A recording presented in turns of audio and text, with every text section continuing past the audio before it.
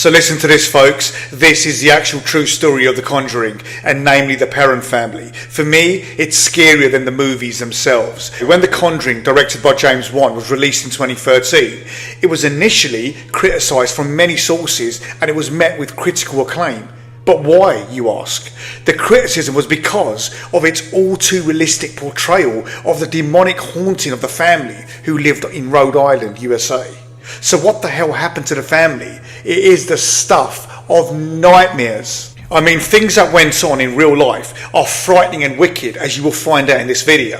They really are, and God knows what kind of evil entity haunted the family in such a malevolent manner. Although it seems that the movies seem to over-dramatise what happened and seem impossible to believe, you tell me after watching this video if you really think that these events took place.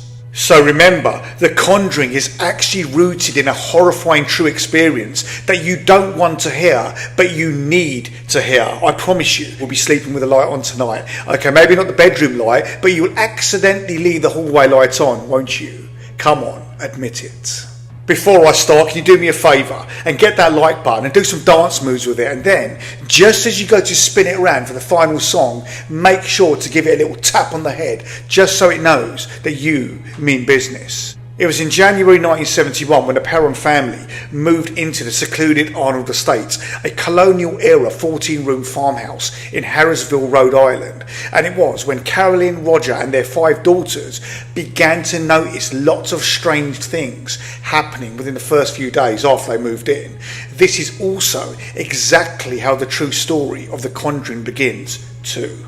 All of the old classic haunted house movie type stuff started happening. You know, the broom went missing, little objects would be found to have been moved, there were strange noises, strange sounds in the middle of the night, personal belongings of the family seemed to move from place to place on their own. Carolyn stated she would hear the sound of something scraping against the kettle in the kitchen when no one was there. That's usually the sound of me trying to get another cup of tea, for those who know of my particular penchant for tea. But I digress. All of these strange happenings in the house quickly transformed the home from a dream house into a demon house, with something far darker, evil and so much more unpredictable lurking in the shadows. Carolyn would find small piles of dirt in the centre of the kitchen floor after she had just cleaned it, and everyone started to notice spirits around the house who would suddenly appear at varying times. And at first they would be harmless, and other than scaring the hell out of the family, seemed to leave them alone. But then, as time went on, some of them were angry and malevolent spirits. And in this case, and the spirit that was depicted in the Conjuring film, was Bathsheba, who was the worst of them all, a murderous witch who terrorised the family. Bathsheba was a demented and evil spirit, and one that you would not want to meet down a dark alleyway after a night out when all you want is a kebab after having had a few drinks. You'd be like, look, not tonight Bathsheba, not today mate, I'm knackered. Look, come on, can't you see I'm bladdered son, have a night off, come on. That would be when Bathsheba would be in her element and work her magic. Anyhow, sometime later, Andrea Perron, the oldest of the 5 girls, stated whoever the spirit was, she perceived herself to be a mistress of the house, and she resented the competition that my mother, Andrea's mother, posed for that position.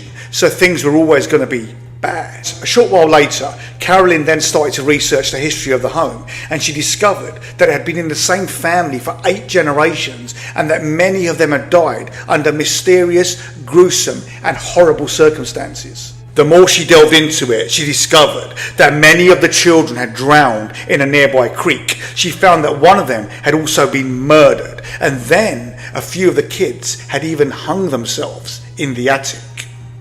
All of this was highly disturbing to read and digest, as you can imagine, for poor Carolyn. As Carolyn discovered more and more, it was revealed that Bathsheba Sherman was a real person who had lived on the Perron's property in the mid-1800s, and she was rumoured to have been an evil Satanist, and there was also evidence that she had been involved in the death of a neighbour's child in very mysterious circumstances. Now, although no trial ever took place, the circumstances surrounding it were very, very sinister.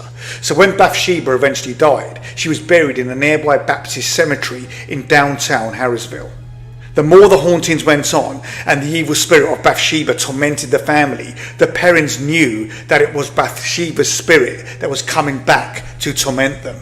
According to Andrea, the oldest daughter, she said that the family also experienced other spirits that smelt like rotting flesh and would cause the beds to rise off the floor and rattle noisily. She also claimed her father would enter the basement and then suddenly feel a cold, stinking presence behind him, and this was the reason why they always stayed away from the cellar, as they feared there was an evil spirit lurking down there in the dirt-covered floors, and many times the heating equipment would just fail mysteriously, causing Roger Perrin to have to venture down to investigate in the pitch blackness of the cellar, and this was highly disturbing.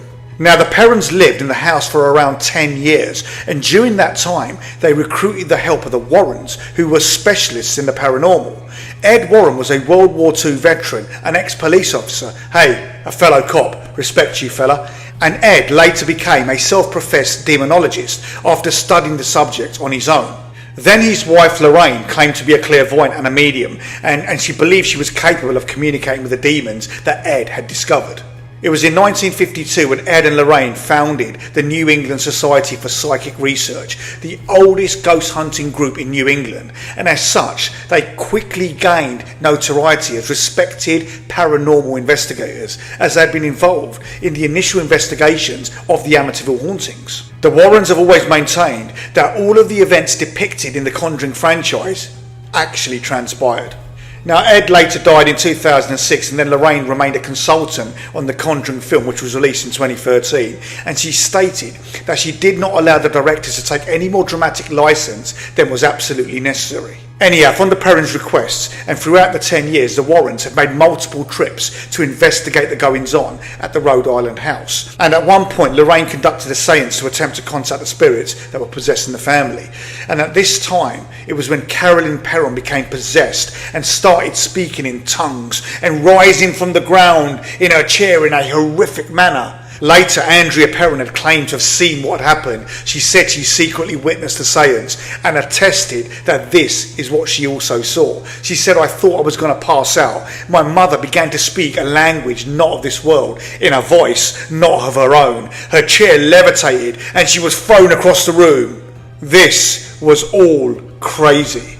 It was after the seance when Roger Perrin simply kicked the Warrens out, and worried about his wife's mental stability, he needed to recalibrate and find out exactly what the hell was going on in his house. After all of these incidents and the hauntings, the family then still continued to live in the house due to financial issues they had, and eventually they moved out in 1980, and this was the point when the spirits were gone and were finally silenced, and just like that, the hauntings ceased.